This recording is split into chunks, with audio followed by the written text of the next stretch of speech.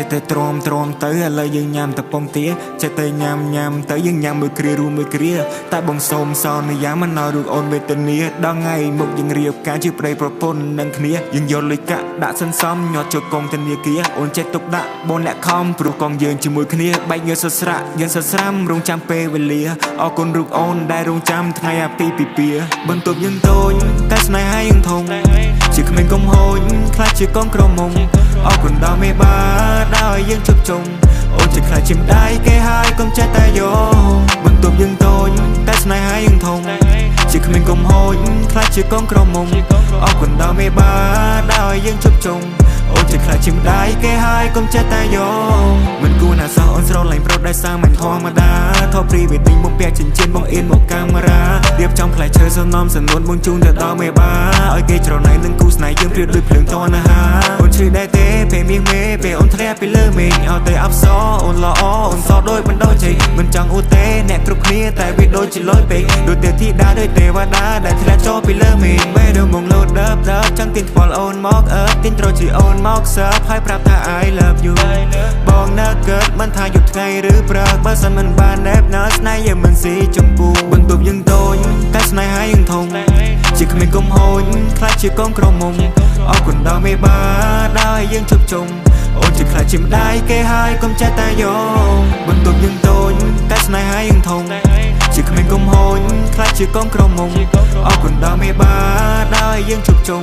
អូនជាខ្លាចជាម្ដាយគេហើយកុំចេះតែយកអូ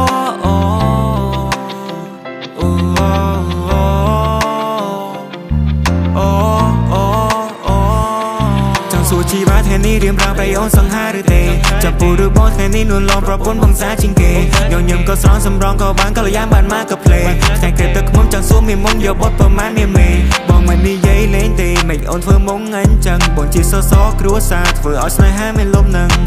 បងចង់មានបទហេតុអ្វីឬអូនធ្វើមុំខឹងមិនចង់ឃើញកូនឆ្មាដែលប្រែកាឡាទៅជាសឹងបងជាចៅចិនតែអូនវិញជាខុននារី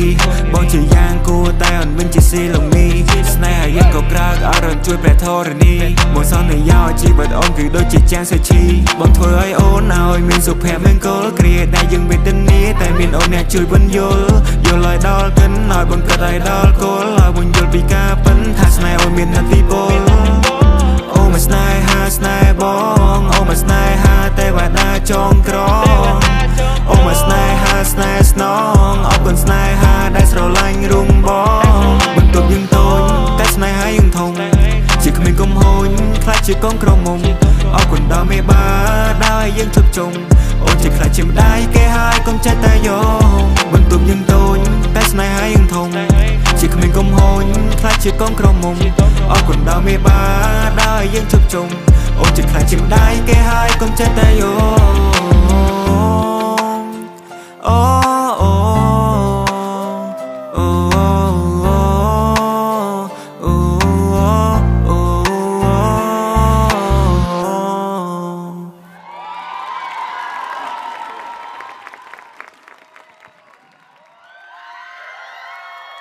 What?